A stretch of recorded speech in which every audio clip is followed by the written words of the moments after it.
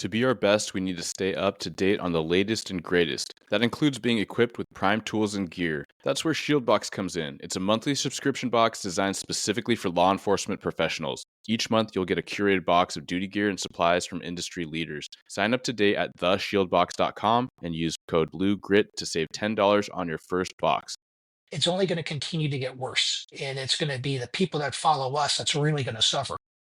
Through the investigations that are currently ongoing, is that it appears and allegedly Chief of Department Maddrey was usually requesting her to commit sexual favors in order to authorize her to work overtime. There's literally people that want to be cops that are sending me messages about this. And then there's every rank in between from that to executive leadership saying, like, come on, right? Like, don't do this. Welcome to Blue Grit Radio, the podcast that explores making better cops for a better community.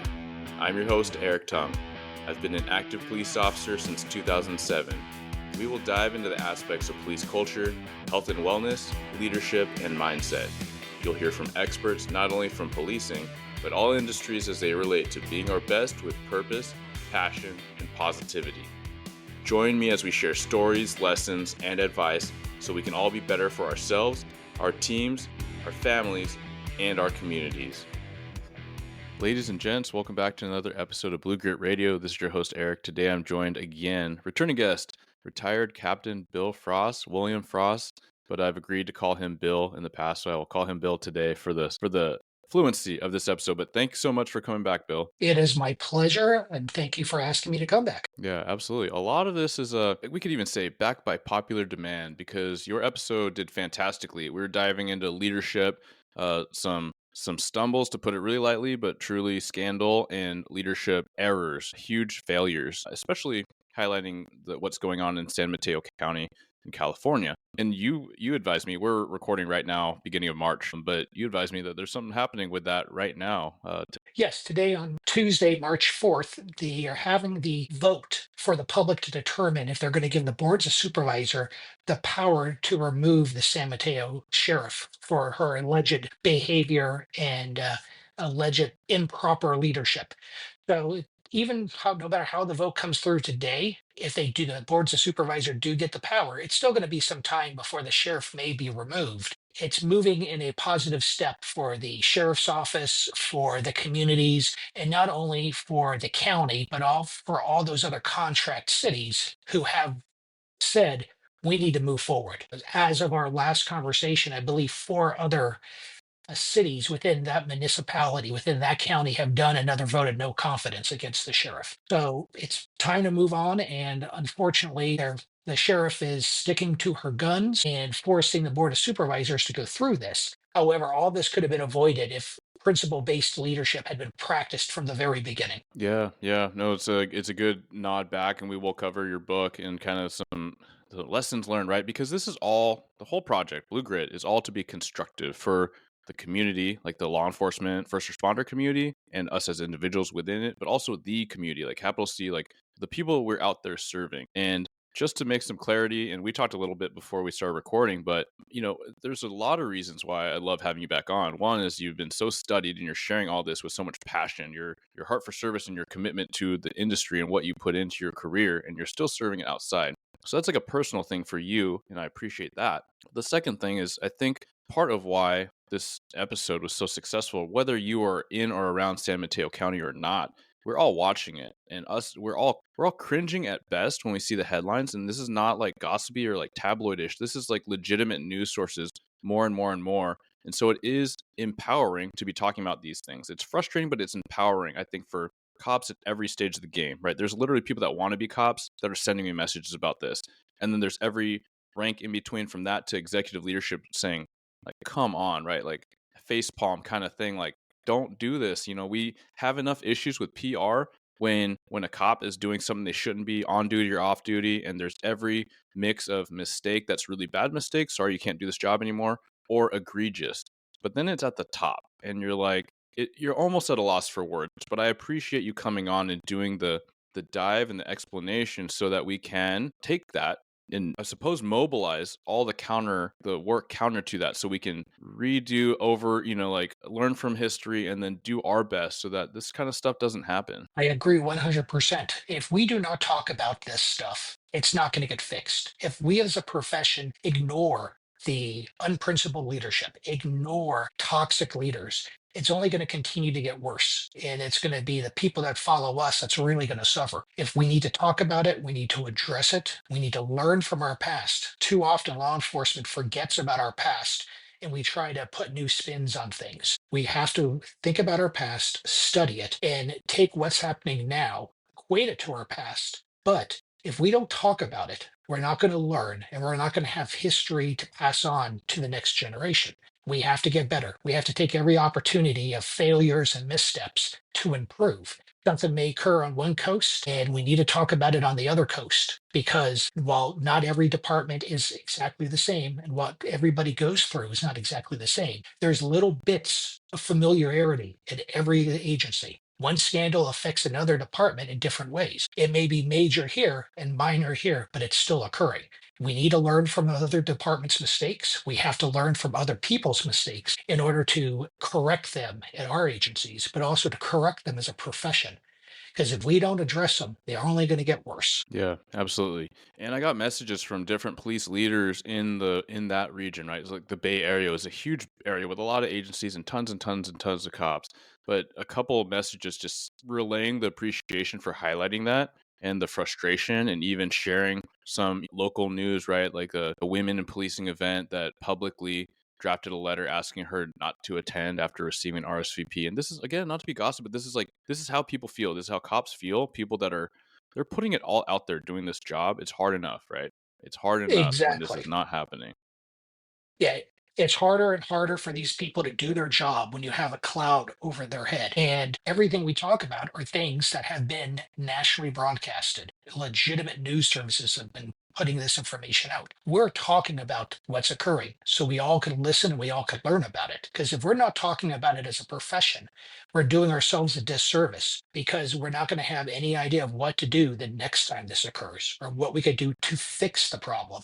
And that's not only with the issues in San Mateo, that's with issues across the country. We have to be talking about a profession all the time, the good and the bad. Yeah, absolutely. And we did get our episode shared out by, you didn't mention his name, but retired undersheriff Chris Chung, who's been on the show, but absolutely doing the great work similar to you, right? Like you're retired, he's retired, but he's leading the curve, alongside Simon Sinek to try to talk about principled, based leadership, not to use that brand, as you outlined it, but the servant leadership, like the leadership that we all understand and resonate, and we need to talk more about, because clearly it is not a gimme, it's not a given. No, exactly. Leadership, it doesn't come along with a rank. It doesn't come along with a position. Leadership is how you treat people. It's the respect you give people in return, the respect they give you. You cannot, leadership's like a rope. You can't push it. You have to be able to be out front and pull people along and help people. You always got to be there. We have to be developing our leaders from the very beginning. And by talking about leadership problems, we identify areas we can improve. But the thing is,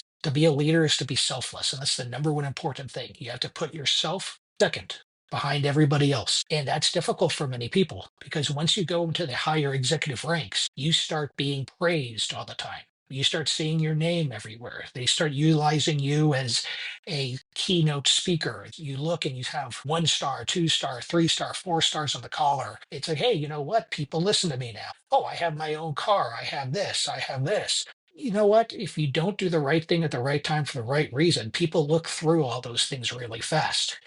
This 4 stars on a collar have never led people. It's the person who wears those stars that are the ones that are leading and helping the profession and helping their people go forward. So we have to be talking about the people and realize leadership comes from the people, not from a rank, a badge, or any insignias on the collar. Yeah, I love that. One tagline that I try to adopt and share out is roll over rank, right? So it's like what you do with your role. Like it's not the rank, it's what you do, like by virtue how and why you do it. And I love that metaphor of the rope, right? So we can all visualize that. And I feel like even though leadership is a rope, there are those quote unquote leaders, those false leaders, those managers and tyrants that they're weaponizing that rope. They're whipping it around. They're using it like a whip, right? So they're in the back, and then they are absolutely corroding.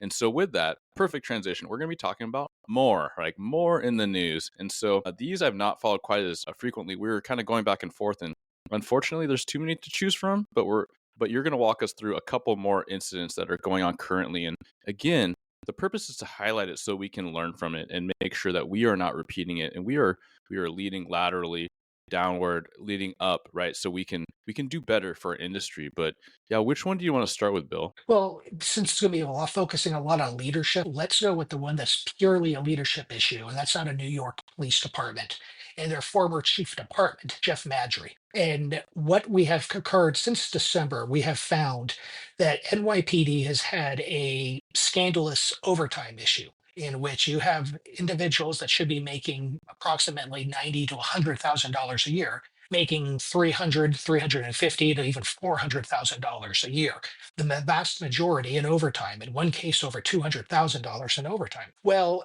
the New York Police Department start looking into that, and they throw out a lieutenant's name as the person who's the greatest abuser of over $200,000 in overtime. And she then comes out and says, "Hey, hold on for a second. This is what occurred." And that opened up an entire floodgate of issues that, in some ways, from sources I have in New York PD, it's not completely a surprise because of certain behaviors, but this lieutenant had stated that she was working in the office of the chief of department, Jeff Maddrey, and that he was utilizing overtime over her head and to authorizing her to work overtime if she was engaging in sexual favors for him. Hmm. And that was supposed to have allegedly started in June of 2023 and lasted until December of 2024 when she said no more.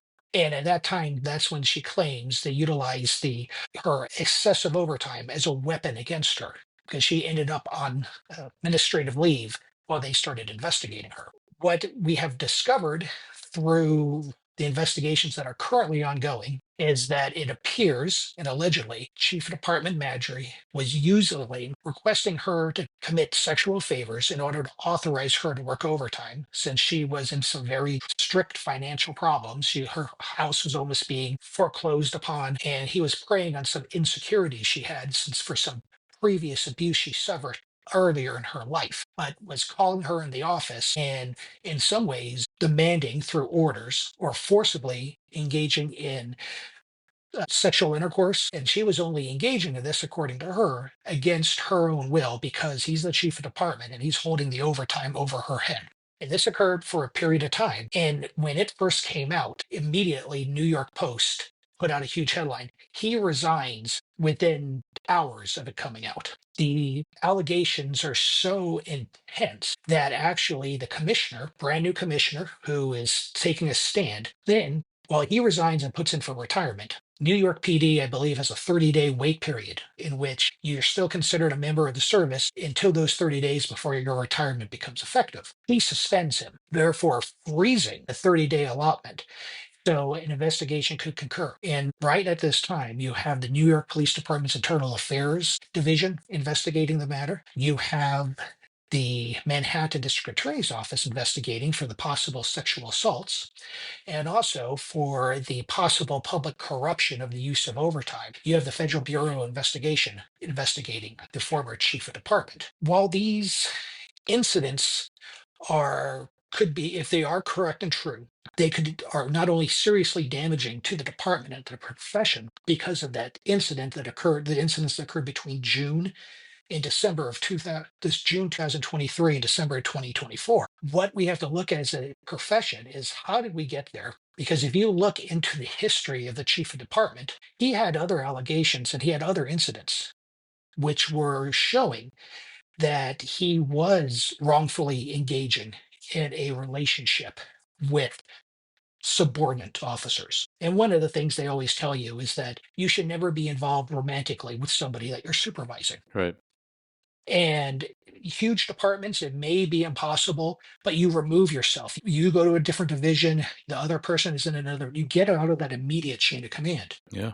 But at certain times, when you're the top dog, or nearly the top dog, as the chief of the department is, he's the top uniform officer, anybody falls under your command. And especially when you have the individual working in your office. And he has come out and he's claimed his workplace fling. So he's admitting that there was a relationship here.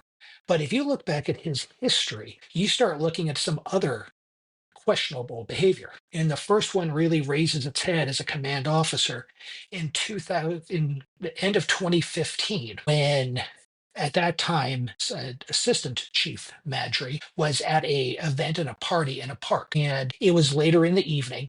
And he was confronted by a former NYPD officer, a female, in which he had a relationship, a romantic relationship with. And he was married, but it was another person in his chain of command. Hmm. During the altercation that arose, a witness saw the event and called NYPD saying, "Hey, there was a female and a male in an altercation." What happened was allegedly during this incident, the female former officer got so upset, she actually reached into her purse and drew her firearm, which Mhm. as a retired officer, she was capable of having. And then Chief Maddrey wrestled it away from her. And that's what the witness who saw everything reported. NYPD officers show up to a call of, hey, woman waving a gun at a man, and they encounter, officer rolls up and goes, "That's a chief. What's going on here?" He Mhm. identifies himself as a chief. He goes, "Nothing's happening, everything's okay, no incident, nothing to do here." Well, as they roll back even more and the IA discovers more that, well, hold on for a second. You were engaged in a physical altercation with a person. You were engaged where there was a firearm that was involved because you had a third party discovering that and reporting it. And you didn't call for a superior. I mean, you should have thought, "Hey, I was involved in an incident. Officer, we need to have somebody who has more rank than me show up here." Didn't call for that. And then provided impeded the investigation by giving false information, not saying there was a weapon involved, saying Right. everything was okay, no relationship between us, there was just a disagreement. Well, it turns out that not only had there been a previous relationship, a sexual relationship between the two, which he claimed ended, it appeared that it had continued on until just before this incident occurred. Also, it appears that he did not give full right information. He didn't tell the arriving officers about the weapon. During the investigation that occurred later on, the IA investigators stated that he originally didn't provide them information about the weapon and gave a whole lot of false information trying to get everything out. Well, eventually, um, he was found. There were three charges sustained against him, which was an altercation, not having a superior officer arrive, and impeding the investigation. And he actually had 45 days of vacation time docked. But as you're looking at that, if as an agency, if you have one of your chiefs involved in a altercation in a park, public space, where there's a firearm, they have to wrestle it away from the person. An officer shows up, he doesn't request a superior officer, he doesn't comment about what actually truly happened, misleads an investigation. If you're not wearing stars on your collar, what happens to you? If that was an officer or a Oh sergeant that my was gosh, involved with yeah. that, Exactly what's on my do mind. they? Yeah, what happened? Do they only get 45 days on the beach? Actually, not even on the beach. They just took 45 days of vacation from them. If that was an officer or a sergeant, even possibly a lieutenant, that person probably gets fired. Yes. You lied at the scene. You brought discredit to the agency. You impeded an investigation. And also you're looking now as a supervisor, you're engaging in a relationship with a subordinate, somebody who's under your chain of command. What's going on here? What if that was a sergeant messing around with one of the officers on his patrol team? Do you think that sergeant's going to still be a sergeant as No. that thing comes around? Yeah, and you Do have you these think? policies, right? Like the policies might not be Yeah, everywhere, but they're very commonplace for reasons that you've that are clear and identified, and you outlined so well. Like what would happen to an officer, and I think that that's where officers are tracking at all ranks to these types of conversations because they're like, yeah, I'd be done. I'd be absolutely done, right? And then you get into lying. You lie, you die. That's such a thing, and our word has to mean something in court. And then how do we get here, right? How do we get here where the IA reveals all these things, and everyone has due process, right? But I want to yes, highlight the fact that a lot of this was dredged out, like the lies and the manipulation and the abuse of power. We'll just put it that way, which is exactly. not how anyone would expect something to be handled. if it was anyone else, I suppose. And just imagine yourself as the officer in the field when you're carrying this information, and Oh yeah. inside your head you're going, this doesn't sound right. But how are you going to actually go, hey chief, you're lying to me. What is this? How hard are you going to be able to confront when you're an officer and you're talking to somebody who's 8 ranks above you? Yeah, there's undue influence. And that's going to show up again later on as we talk about another incident that occurred. But right there, it's a how does somebody who is showing this abuse of rank, who is showing questionable decision making, who is showing that they were willing to impede an investigation, how does that person continue not only keep their job, but continually rise through the I was ranks? gonna say, yeah, and I could interject it. So many of the listeners are newer cops or even applicants, right? And we talk a lot about the perspective of a background investigator or a hiring committee or chief, right? That's making a hiring decision. Like, yeah, we got to look at your past behavior and not your past doesn't necessarily inform the future, but it is a clue, and we have to consider it responsibly. And that Exactly. is the one of the worst parts about this, right? Where it's all dredged up, and not only does the person keep his job, but he is promoted. He's promoted to a higher rank to run the Yes. place. So I do feel for that officer, the officer that arrives to dispute in the park, or officers likely, and probably a supervisor that has to review and approve the report to be like, dude runs the place. Like you don't, and I'm not, I know a lot of people might be riled up about that part, but I mean, when we talk about culture and how leaders can affect it in positive and absolutely toxic ways, like man, what a challenge to grapple with there. Yeah, and you look at it, why did he remain where he was? Well, because a future mayor was working his way up through the political system, Eric Adams, who actually was a former NYPD captain himself. Hmm. They were friends. They were had relations. So he was had the power that backed him. And one comment that was great was a former deputy inspector of New York who does a podcast actually asked Adams, "Hey, this guy's messed up. How many times do you allow somebody to mess up? How many extra chances do you give this person?" And Adams' comment was, "Well, I had like 10." And Mm, it was like, well, there's a certain look at time, that. but yeah, but also you look at it, what kind of mess ups? Are we talking about a brand new officer who, while backing the patrol car, accidentally dents the fender? Okay, you know what? I'm not going to write you up right now. Just be a little bit more careful. That's one thing. Or are Sure. you talking about a officer who, while processing some evidence as they're walking down a stairwell, something falls and they can't get to it? Well, okay, you know what? This is a little bit more serious, but I'm not going to destroy. You are honest with me. I'm not going to crush you. But now it's like, hey, you know what? You're one of the top chiefs in the department and you're involved in this, and hey, everything's okay. Don't worry about it. That's not an extra chance. That is actually favoritism and corruption. And we talked about not only does he get promoted, so we step forward a few years and he's added another star to his collar, and now he's the chief of their community affairs bureau. And the NYPD receives a call of 3 juveniles who were harassed by an individual with a firearm.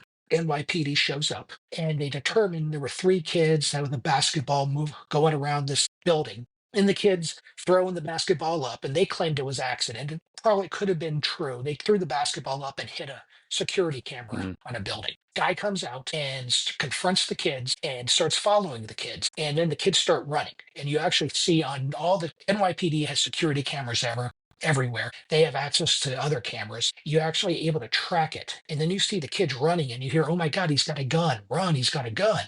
Well, and you see the individual following. You can't make out if the guy got a gun or not. But what ends up happening is the kids go back home. They tell their parents. The parents call NYPD. Gun calls are serious in New York, so they send out a crew and they track down where this individual is. Turns out the individual's a retired NYPD officer, and he it does have his concealed weapon on him. And he's talking to the officers saying, hey, I didn't pull my gun out. I might have said, you come over here. I got a gun, but I never pulled the gun out. I never displayed it. And so the sergeant shows up and goes, okay, well, the cops are telling him this. The sergeant tells the kids, hey, describe the gun.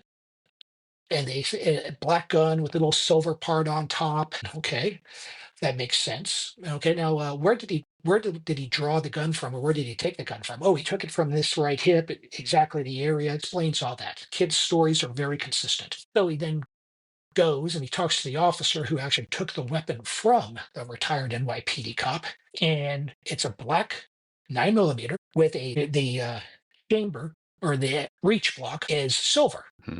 So it matches the description that the kids gave perfectly. Where he was carrying it was exactly where the kids said he drew the weapon from. And so the sergeant looks at this and goes, we have probable cause here for harassing with a firearm or whatever their code is. So they arrest the former officer. Well, immediately he starts dropping Chief Maddrey's name. I worked in his office. I worked here. You give him a call. Give him a call. Hmm.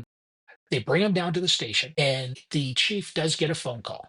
But the sergeant authorizes the arrest. They make the arrest. They bring him in, and then a couple hours later, Chief Maddrey shows up with a lower ranking chief, and they start contacting. They start talking to people, and then they void the individual's arrest and Ooh. release him. And it was like, and they said that the sergeant was too inexperienced to make that call. He didn't have the. He was only a sergeant for 6 months. The arrest should have never been made, that the kids should have been arrested because they tried to damage the camera, and they were picking and choosing the information they wanted to utilize allegedly to throw out to avoid this arrest. And they turned around later on and saying, oh no, we didn't avoid the arrest. Well, when you have two chiefs showing up to your department, questioning you and say, hey, this is a bad arrest, you're the one who voids the arrest. I don't care what Yeah, swing you it's put kind of onto it. semantics, is what you're saying. Yeah.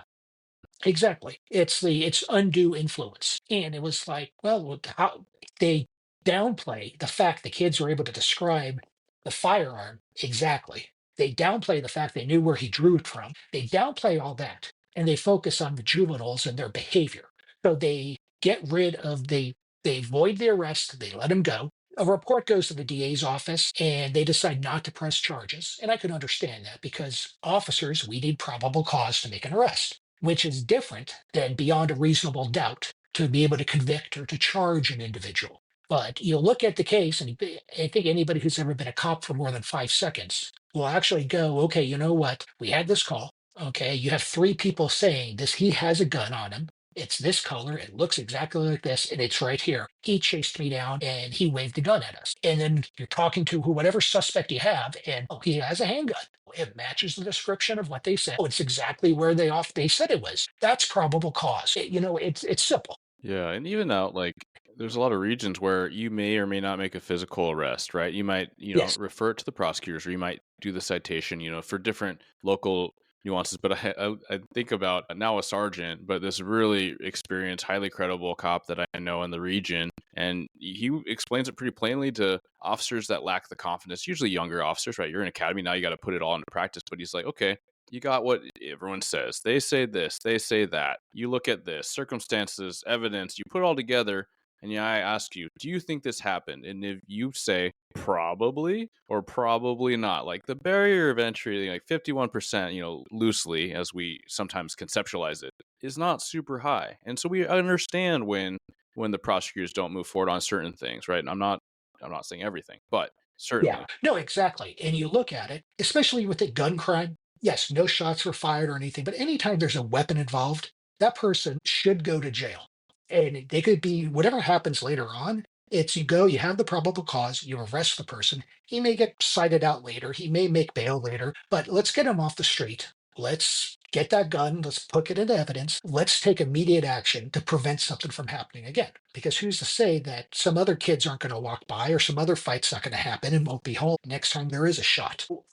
The family of the kids find out that this person his arrest has been voided. There's no charges. There's no nothing. They file a complaint. It goes through the system, and what ends up happening is the IA department looks at it and goes, "Hey, we don't know if we have enough." The Citizens Complaint Bureau goes through it, which has trained investigators, and go, "Hold on for a second. We understand how IA may be backlash because it's hard to discipline a three-star chief when the person who's in charge is only a one-star, and the person who's doing all the work is either a captain or a lieutenant. It's hard to, and they're looking at it going, well, it doesn't meet this factor."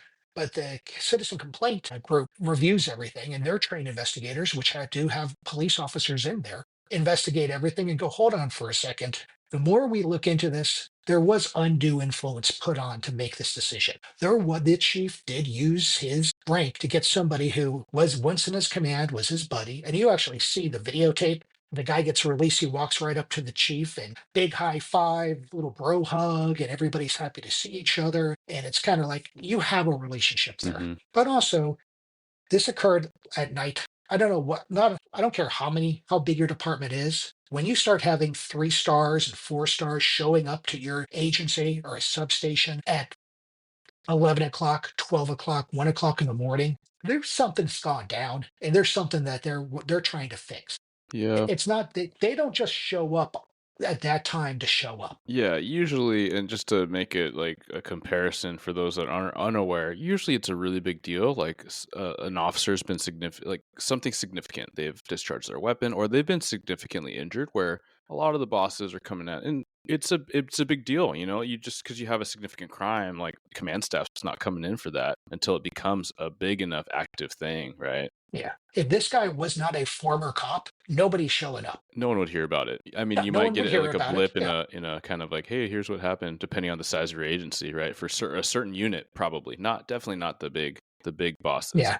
So the Citizens Complaint Board, they investigate everything. They come up with a recommendation and they recommend that he be docked 10 to 20 days of vacation pay. And that goes forward to the commissioner. Commissioner Sewell, who was the first female commissioner, originally came from Nassau County. She was in charge of the department at the time. She made it well known that she planned on disciplining Chief Maddrey. This is what's going to happen. Well, political things started occurring, and she ended up leaving the department because basically the commissioner wasn't running the agency, the mayor was running the agency, Sure. and she was not have it was she was doing a wonderful job from what I'm hearing. A lot of NYPD officers truly respected her up and down the ranks, but it was like, hey, you know what, she wasn't able to run the agency the way she wanted to, and it's happened many times to many other people. You have a strong mayor, you have a strong political person, especially one with former law enforcement ties, saying, these are the people I want, we have to do this. Well, before she could discipline, she resigns and a new commissioner takes over, a commissioner, uh, Cabin. And he had been a former, I believe, PD inspector with the agency. He retired. His dad had been a law enforcement officer. His brother had been NYPD, had been fired for misbehavior. And he was very tight friends with the mayor. Well, we roll around to July, August of 2024, and there's still this pending discipline. And he determines, you know what, no discipline is going to occur.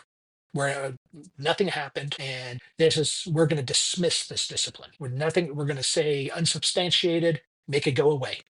We're not taking it. And it was like, hold on for a second. It's once again undue influence, personal preference. And by the time the case was officially dismissed, he was now the 4-star chief of department, highest uniformed officer. So you see this preferential treatment. You see this political point, gamesmanship. You see he has favorites. No, he doesn't have any. People that are his favorites are taken care of. People who are not his favorites, like an officer who is in a traffic unit, fights a person who was a friend of Chief Maddrey, and all of a sudden he's transferred out of the unit. Hmm. And it was allegedly because of the citation. Well, he stood up, he became a whistleblower, he sued, and he settled, and the city settled for like $175,000. Of course, everybody says, well, that's not claiming any guilt. Well, you know what? When you settle for a ticket case, that's usually saying, hey, you know what? We screwed something up here. Every government would be broke if they settled for just unsubstantiated issues, Yeah, right? exactly. And so that's the type of behavior that allegedly was occurring throughout the chief of department's office. And everybody was looking at this going, what's wrong here? There's something going on here. There's gamesmanship. So when the newest allegations from the lieutenant comes out about these alleged sexual abuse and sexual favoritism for overtime, nobody was 100% shocked. But now this blows up in the press and it's going everywhere. And you start seeing pictures of the FBI searching his house. You see FBI searching the office. It's sad when the FBI has to come into a law enforcement agency and go, we have a search warrant to search the chief's office. It's devastating. That's not only devastating, that's kind of going, well, that just doesn't happen. I mean, number one, FBI doesn't get involved in things that are not major. Second, they don't search law enforcement's houses or offices if they do not have the factual evidence to get a warrant. So they do this. Chief Maddrey, who's now in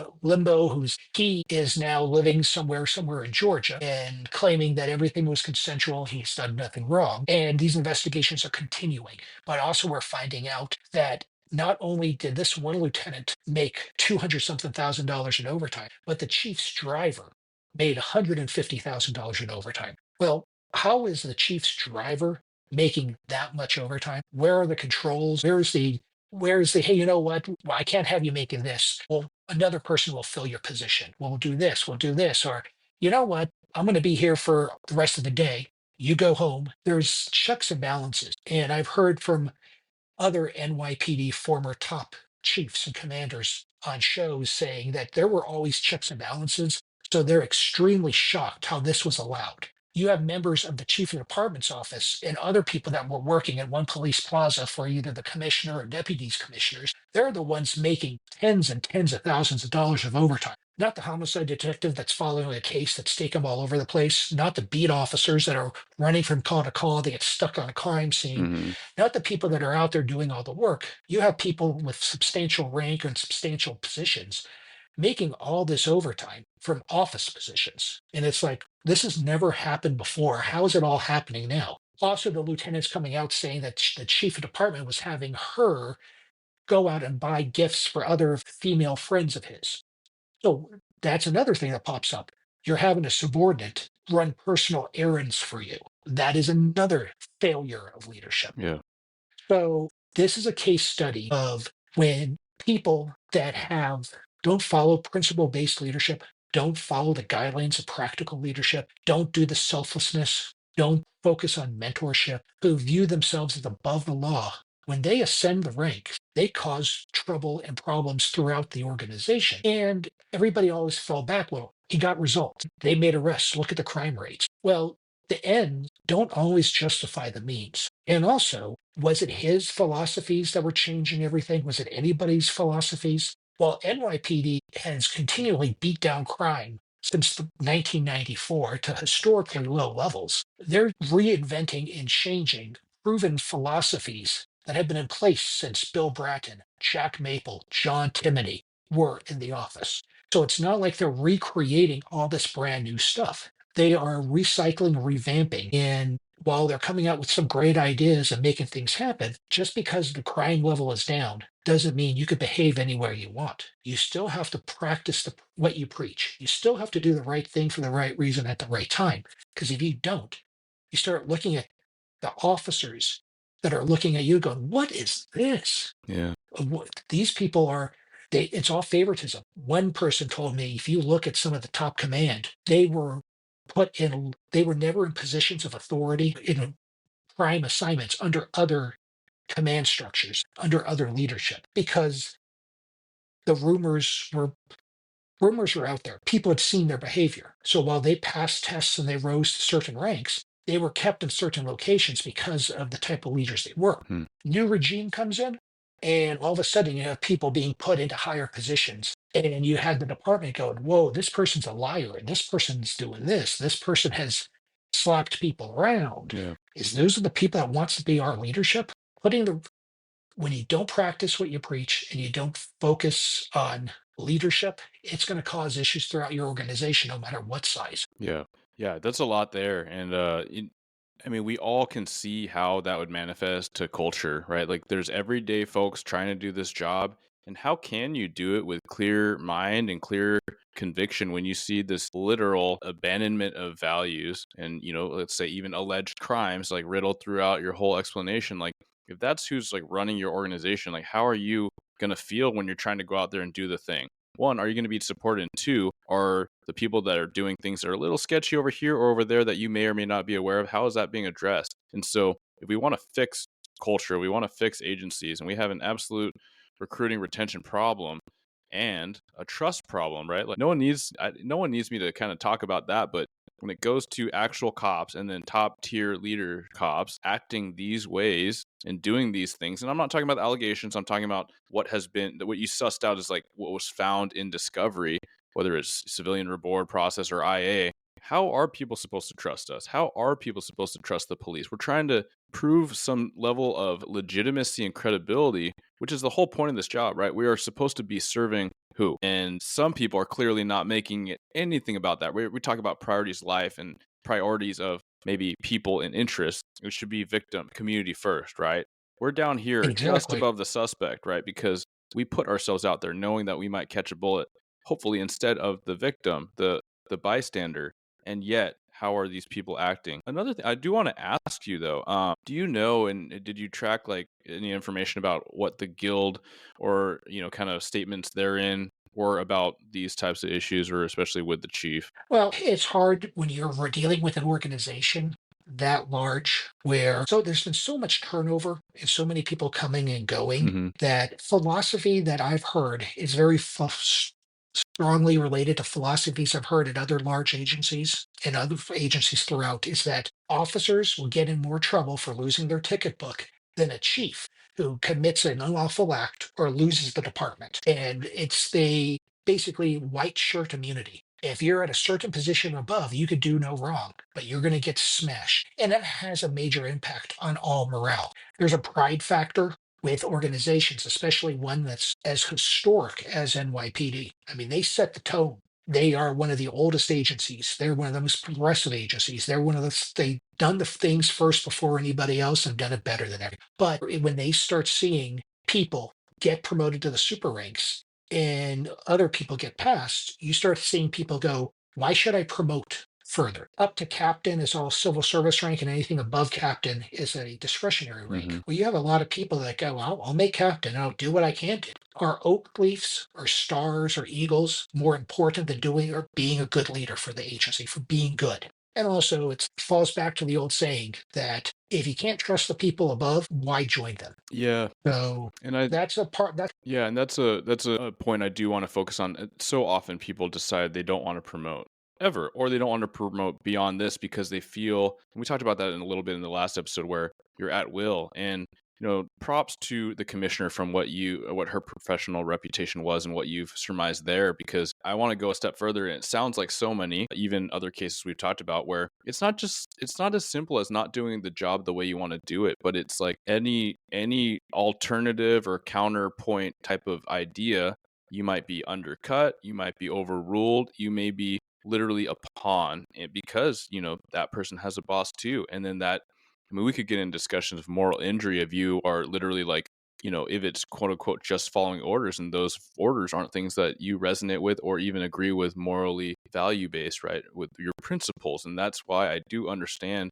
more now being in the job longer. When people walk away, they walk away from certain leadership, certain departments, or they just walk away from the industry. And it makes sense when you really want to serve those people that you're with. Like, you don't want to leave your PD or your team, but you feel like you can't do it the way that it ought to be done, and so you vote with your feet. Exactly. What we've seen this at agencies across the United States. Hmm. It's just not NYPD, it's just not LAPD, it's throughout. But what happens is that no matter how much money you throw at officers to stay there or to bring officers on or whatever new toys you give them, if there's not good leadership, people are going to leave. And if they can't trust the leadership, people are going to leave. Money is nice, but money doesn't help the heartache. Money doesn't help the feelings of distrust. So they're going to look for departments that they'll feel there's a better fit for them, that they feel that they'll be trusted at, or they're going to just get out of the job. I have to say, the new commissioner who took Kabian's spot, she is doing a wonderful job getting to the root of these issues. She immediately relieved the chief of the Internal Affairs Bureaus from command, immediately started transferring people out of the chief's of department's office and trying to get a handle on this and trying to fix the issues. And hopefully, she'll be able to continue to push forward and get these things done because no matter what agency you are, if you have a top that is corrosive, if you have a top of your agency that is toxic, it's going to bleed down throughout the agency. And that attitude is going to continue to go through and it's going to infect the attitudes and behaviors of everybody in your agency.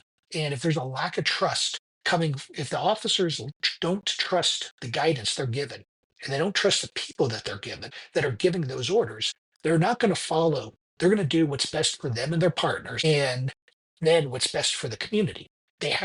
You need to have that trust to protect the community and to safeguard the community. And without that, it becomes a problem.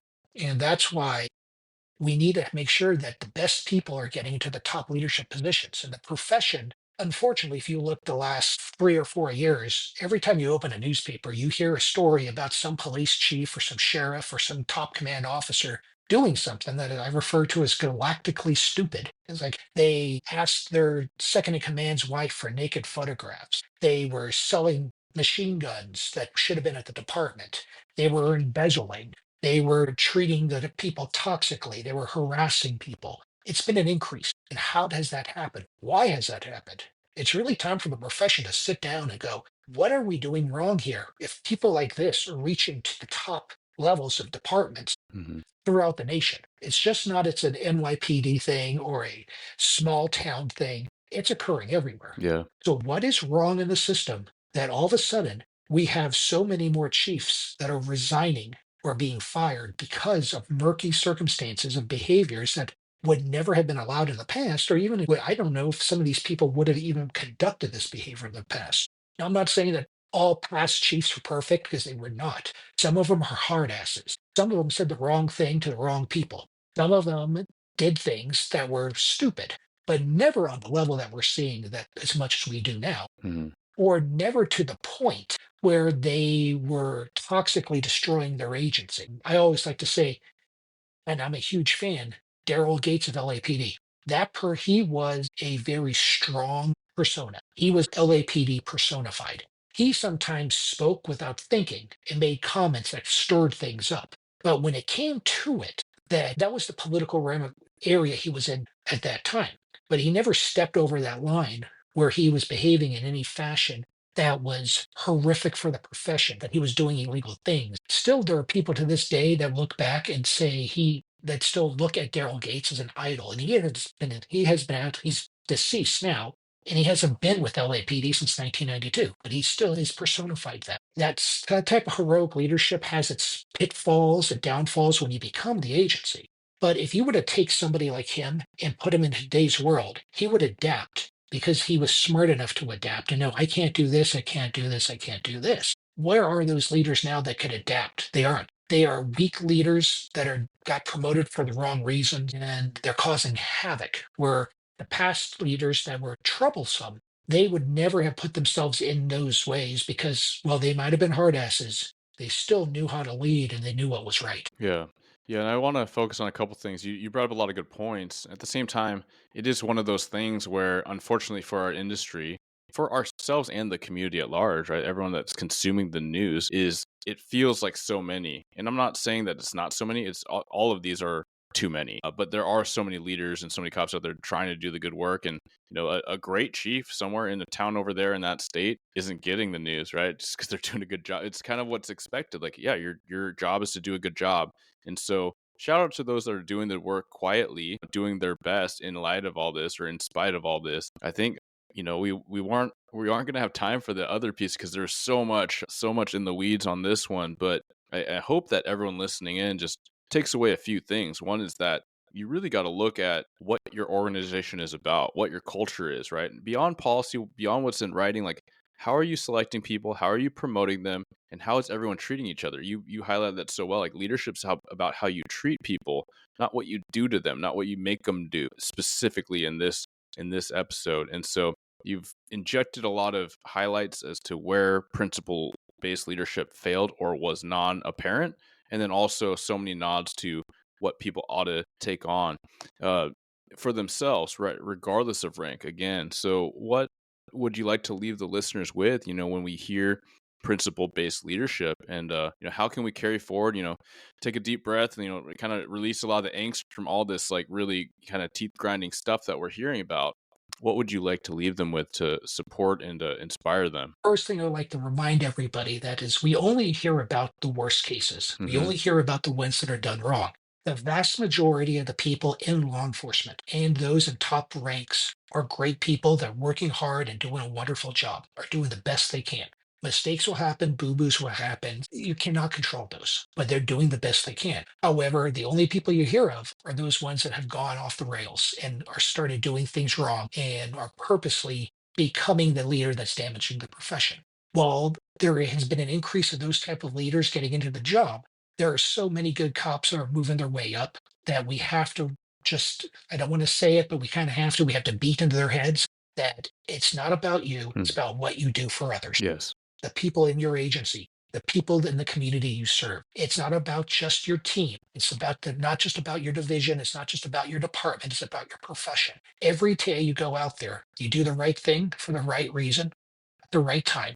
You do what you mentor people. You embrace the issues that are coming and you work at best you could fix it. And you go at things with a knowing that nobody is perfect and there's going to be setbacks for everybody.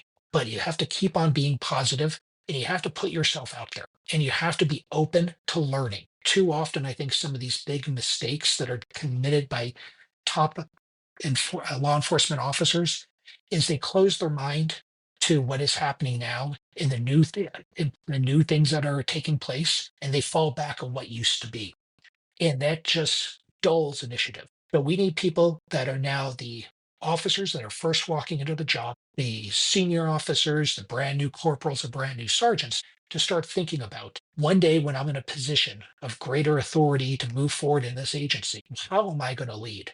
Who do I want to be by my side? I used to tell this to a sergeant that as you work your way up, imagine if you were the chief of the department, look around and go, I would like this person on my team. This is a person I would like on my team. Start looking around and identifying those people. So as you move through the organization, you know the people that you could trust. You know the people that are the hard workers. You know the people that get the job done. You also know the backbiters, the backstabbers, the people that call in sick because they should have got the day off, but they didn't, Hmm.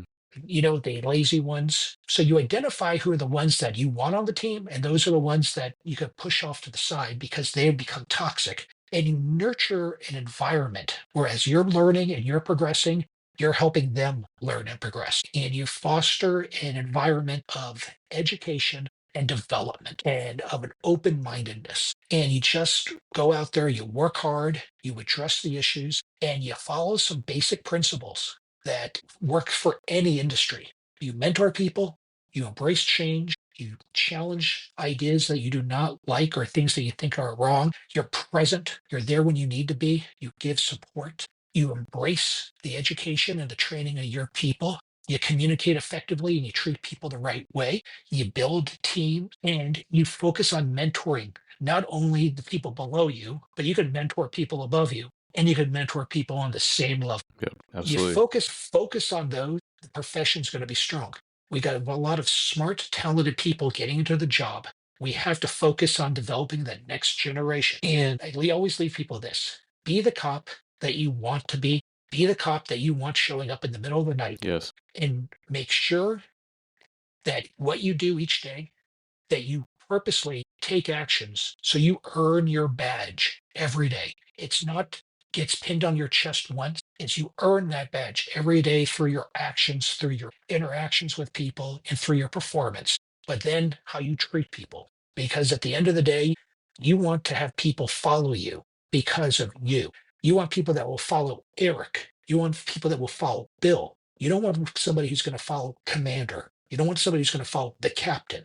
You want people to follow you because they trust you and because they know you're doing the right thing for the right reason at the right time. Yeah. So well said, Bill. Absolutely. And it makes me think a couple things. It makes me think if you want to see it like in your culture, in your team, in your unit, in your PD, in the profession, then be about it, right? Like if you want to see it, you got to be it. And then it makes me think of that earn it, right? I mean, everyone who knows anything about movies and storytelling loves Saving Private Ryan, but at the end it's like you got to earn it, right? And so with that, it makes me think about not just the time you get sworn in and then you're done and now you're on easy street, you're entitled, whatever, you got the role, you got the badge, you got the power. Well, every single aspect of the job, the profession, whether you have rank or not, like you got to earn it. It's not just the one promotional process that you got through. Now you're a Sarge, cool. Prove it every single day. Like be that excellent leader. So I appreciate so much the deep dive that you've provided us today. Please, Bill, can you tell folks where they can find you, your services, and your book?